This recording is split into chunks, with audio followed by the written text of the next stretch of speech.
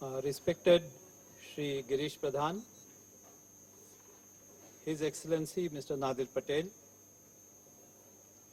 Dr. Mithun Bhikaji from UNESCO, Dr. Balveer Tomar, Founder, Chancellor and Chairman of the NIMS University, Mr. Kerry Adler, President and CEO, Sky Power Canada,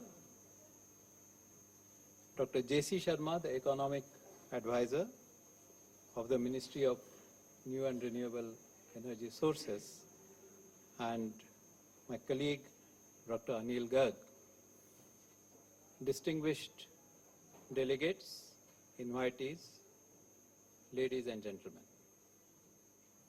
It's my pleasure to welcome you to this 6th World Renewable Energy Technology Congress. There are certain interesting things about this event that I will come to, but let me give a word of explanation, if I may. In the present scenario, there is a huge support for renewable energy in the government.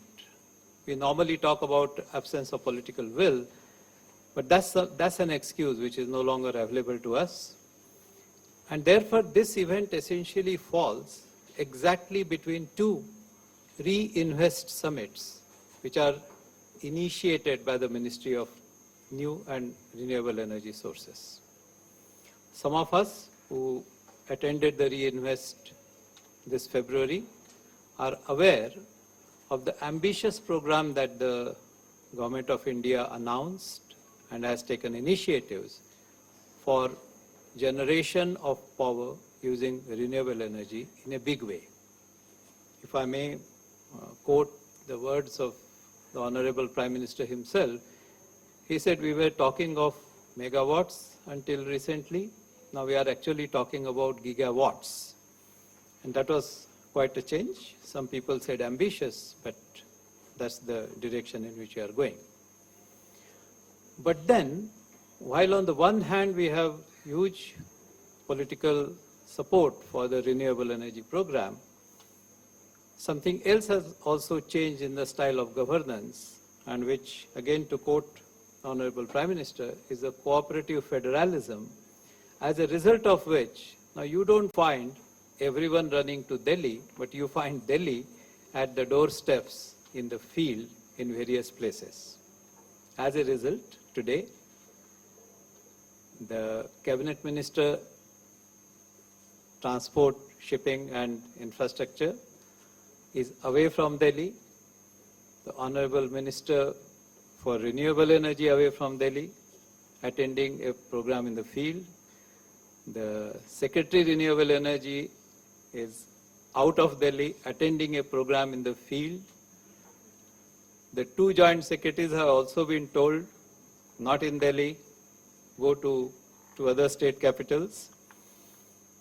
Secretary Renewable Energy was kind enough to tell me that we had to keep someone in the headquarters to hold the fort, and that was left in the competent hands of Dr. Sharma. So he has been spared that, okay, you can attend the program in Delhi. So I think we need to now watch out for this new culture where things will be happening in the field. But let me welcome Dr. Sharma. He worked with me as well, and not many people might be aware of it because he doesn't advertise his own achievements. That he had a huge role to play in persuading Ministry of Petroleum to have a MOU with the Ministry of New and Renewable Energy to promote renewable energy. This is a feat which he had achieved, so I'm sure we will benefit from his presence.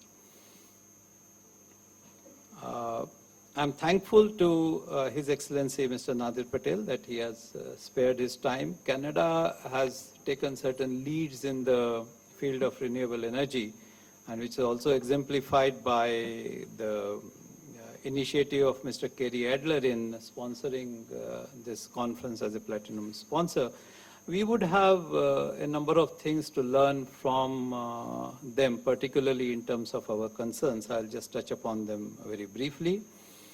Dr. Balveer Tomar, credit goes for him for taking an early lead in terms of skill development in the field of renewable energy. Because when you talk in terms of gigawatts, whether it is in wind energy sector, whether it is in solar photovoltaic, or whether it is gigajoules in terms of solar heat, we need skilled manpower. So I think it is just as well that Dr. Tomar is also with us.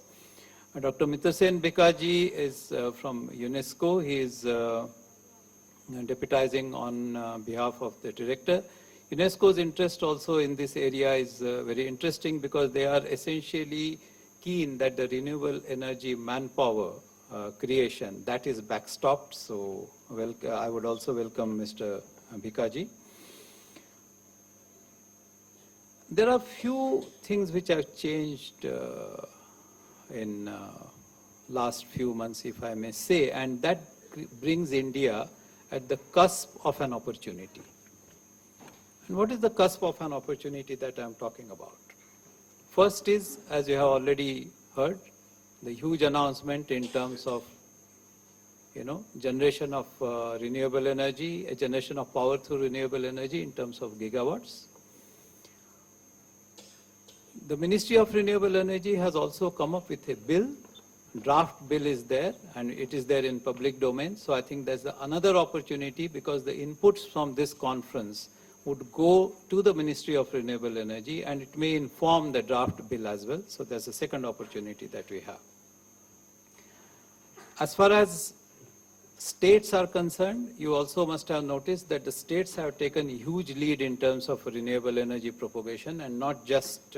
I just want, and some of you might have heard that 2 years back, if someone talked about solar energy prices coming down to 7 rupees or below, people would have had a laugh, a hearty laugh. But today the reality is that in Madhya Pradesh, there is an offer of 5 rupee 20 paise or 5 rupee 10 paise.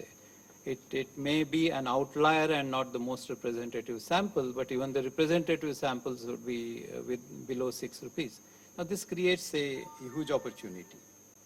Sorry, but there is one particular issue that we need to look at. Since we are between two reinvests, it's also a time to take stock of the pledges and promises that were made in the first reinvest and where we are. That's number one. Second thing that we are looking at today is emphasizing on all other aspects and not just solar PV, because I had made this point in the reinvest also that renewable energy invest should not just become renewable PV invest. So we are looking at wind power, we are looking at biomass, we are looking at energy efficiency, and I'm emphasizing the energy efficiency point because you would have noticed that a very large initiative by the Ministry of Power today has resulted in the LED costs coming crashing down. And you have to walk on both the legs. If you are generating power through renewable, you have no escape from energy efficiency. So we are looking at that as well. This conference also brings in international experience in more than one way. One is the learnings. We would like to learn from the delegates, international delegates, about grid management, storage. We would also like to know from them how they view the opportunities in India in terms of business collaborations, in terms of ease of business.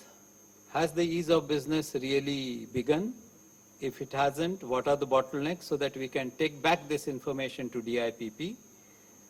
Third is the suggestions. Suggestions in terms of regulatory regime that has to be put in place, in terms of procedures. One important point that we also need to look at, and I'll be touching upon in my address in the first technical session, is the access inequalities is a major concern.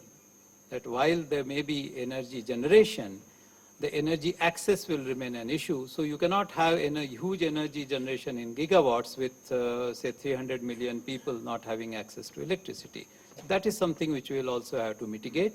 We will also have to look at the issue of the quality of life in terms of electricity consumption. I'll bring some facts to your notice using the NSSO data, but I'm leaving. So I will, without much ado, I'll welcome all of you once again. We hope to learn from you all. We would take your suggestions seriously, and these suggestions will go back to the Ministry of Renewable Energy, to DIPP, other policy issues, even to the Ministry of Finance. And with this additional culture of crowdsourcing creative ideas, you can rest assured that your suggestions, which are practical and workable, will be picked up by the government for implementation. With these words, I conclude my welcome address, welcoming all of you once again, with an optimistic note that this conference will have a lot of learnings which will inform policy. Thank you very much.